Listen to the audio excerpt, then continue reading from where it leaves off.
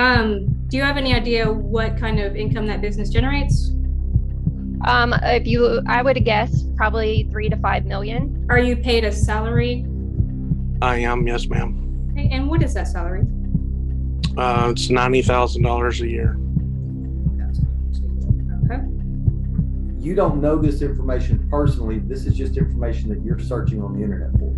And also my 14-year-old has told me as well. All right, buckle up, everyone, because this court hearing is about to get intense.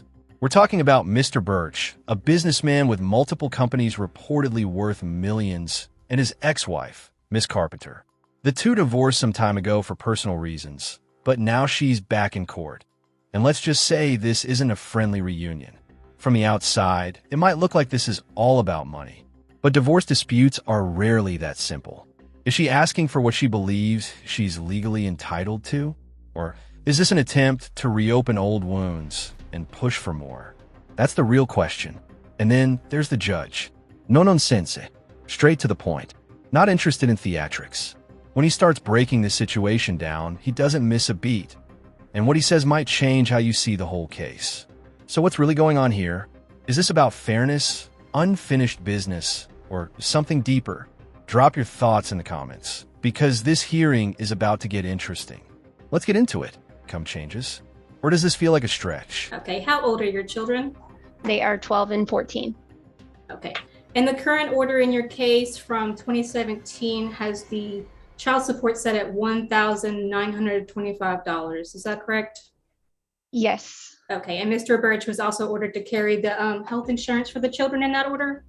Yes, which is what I asked, which that has been, I guess, resolved and not a part of this. That was my priority. Now, yeah, we'll address that here in a second. How are the children currently covered for health insurance? Under Joshua. Okay. Through his employer? He owns his own business. Okay. Does he also have dental insurance for the children? No, he does not. Okay. Do you have dental insurance available for them?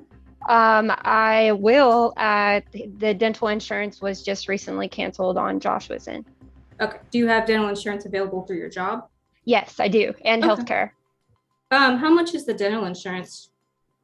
Oh, goodness. I provided the information last time, but it's very minimal. Do you have our notes from last time? I didn't bring any of that with me.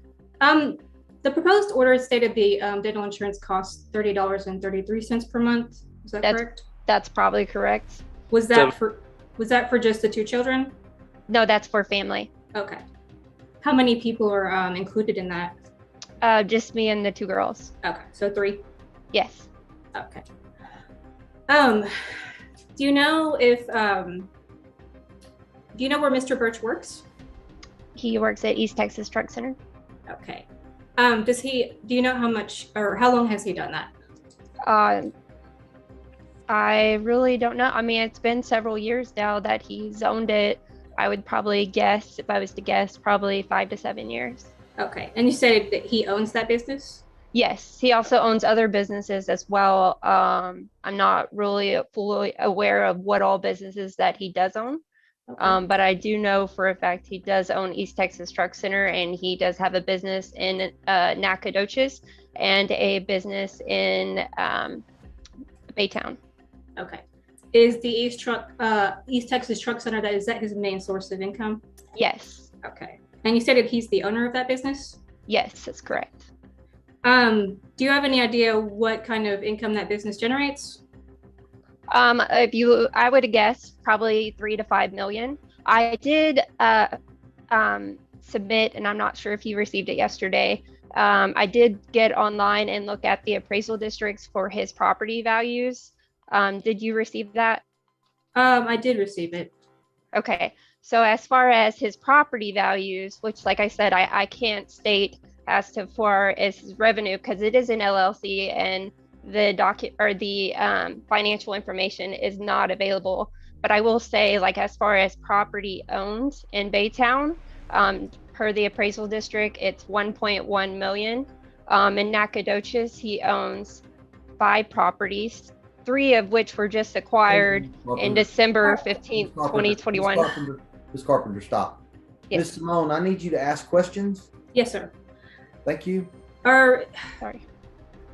Okay, you stated that he owns other businesses. Do you know what the businesses are, or what the name of the businesses are? I can, if you look at his LinkedIn accounts. I don't have that available. Sorry. Okay, I'm pulling it up right now. I'll look it up on my computer. It's a lot faster internet. So, Ms. Carpenter, this information that you're about to give me is something that you're looking up from somewhere else? The businesses owned is just okay. from his LinkedIn account, President. Carpenter, you don't know this information personally. This is just information that you're searching on the internet for. And also my 14-year-old has told me as well. So let me get this straight. She filed a motion to increase child support because her 14-year-old suggested it? Are we really letting teenagers influence legal strategy now? What's next? Deciding custody based on who has better TikToks? Come on. Now, I'm not saying kids don't have opinions. Of course they do. But filing a formal court motion based on a teenager's perspective? That's bold. And then it gets even wilder. She's reportedly digging through his LinkedIn profile, trying to estimate how much his private business is making. Like that's some kind of financial disclosure document. LinkedIn is not a forensic accounting report. It's basically an online resume. So the real question becomes, is she genuinely concerned that income has increased and the support should be adjusted? Or is this just speculation fueled by assumptions? Let's talk numbers for a second. $1,900 a month for 2 kids isn't pocket change. Child support is meant to provide stability. Housing, food, school expenses, activities, all of that adds up fast. But whether it should be increased, that depends on verified income, not guesses. So what do you guys think? Is this a reasonable request based on potential income? Okay, so you can't use that information. Okay. Move on, Miss Simone. I'm going to go ahead and pass the witness. Okay. Yeah, let's see if you can find somebody that actually has direct knowledge of what it is that you're trying to do here. Yes, sir. I will call Mr. Birch. Mr. Birch, would you state your full name for the court, please? Joshua Paul Birch. Okay. And you're the father of Aubrey and Adeline Birch? That is correct. Okay. And are you currently covering the children on your health insurance? Yes, ma'am, I am. Okay. And can you give me the cost of that? $315.97 per month per child through Blue Cross Blue Shield. Okay. So $631.94. All right. And where do you currently work? East Texas Truck Center. Okay. And are you the owner of that business? I'm a minority owner in that business. Okay. Are you paid a salary? I am, yes, ma'am. Okay. And what is that salary? It's $90,000 a year. Okay. Do you own any other businesses besides the East Texas Trucking Center? So I'm a minority owner in East Texas Truck Center, Inc., Okay. which is not a LLC, and I'm a minority owner in East Texas Truck Center, Baytown, LLC. I'm a minority owner in Keystone Financial, LLC, and I'm a majority owner in Cornerstone, LLC.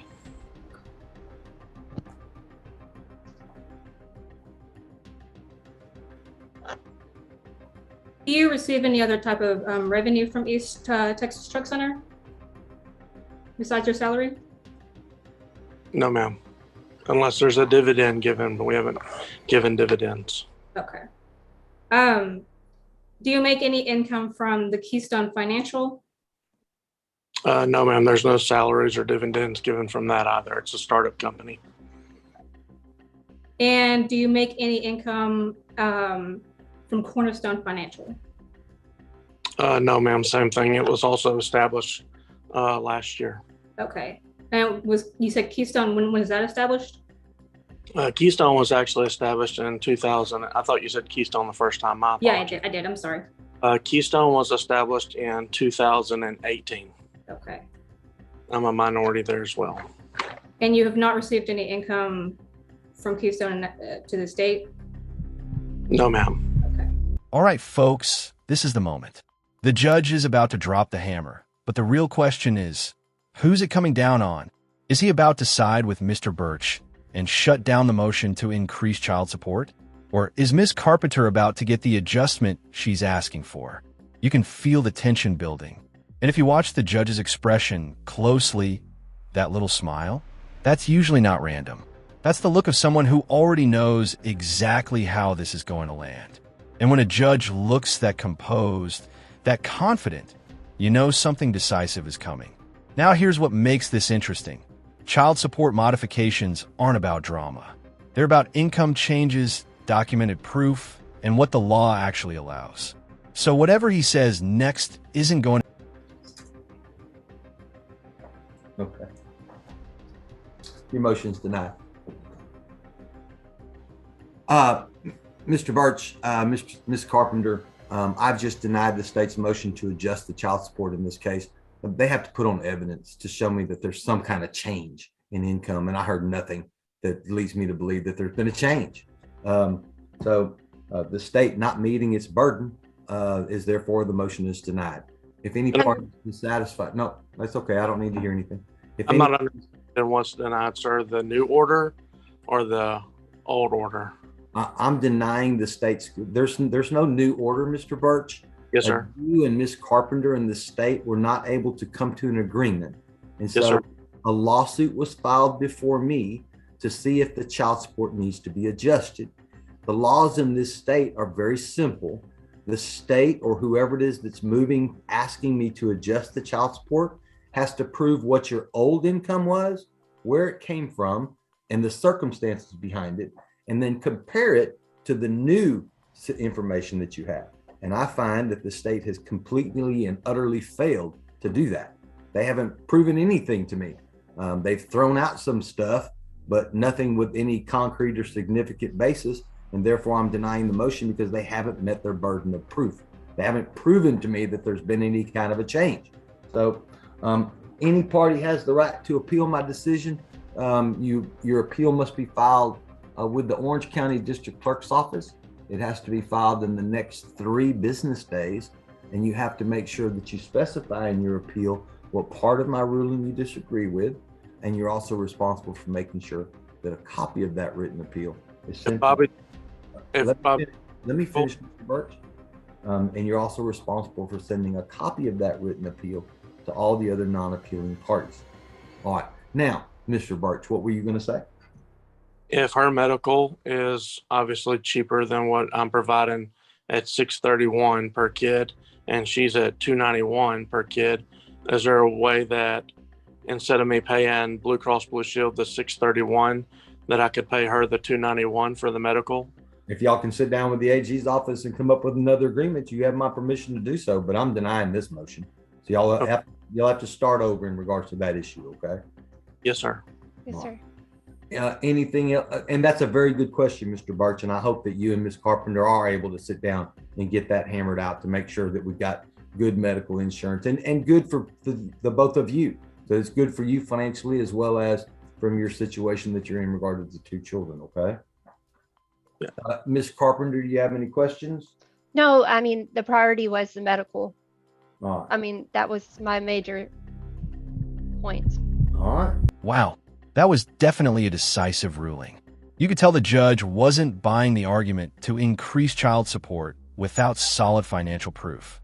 He broke it down calmly, stuck to the numbers, and made it clear that court decisions aren't based on assumptions. They're based on evidence.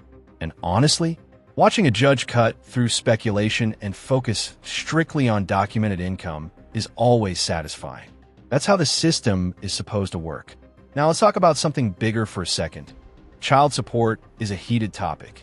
A lot of people feel like the system can be unfair, especially when income changes or business ownership is involved. Others argue it's essential to make sure kids are properly supported no matter what. The truth? It's complicated. Courts are supposed to focus on one thing: what's in the best interest of the children, based on verified financial information. Not emotions, not assumptions, not social media profiles. So I want to hear from you. Do you think the judge got it right here? Was the motion unsupported? Or do you think the system makes it too difficult to reassess financial situations fairly? Drop your thoughts in the comments. Let's have a real discussion. Thanks so much for watching. If you enjoyed this breakdown, Don't forget to like and subscribe for more courtroom analysis. Take care, and I'll see you in the next one.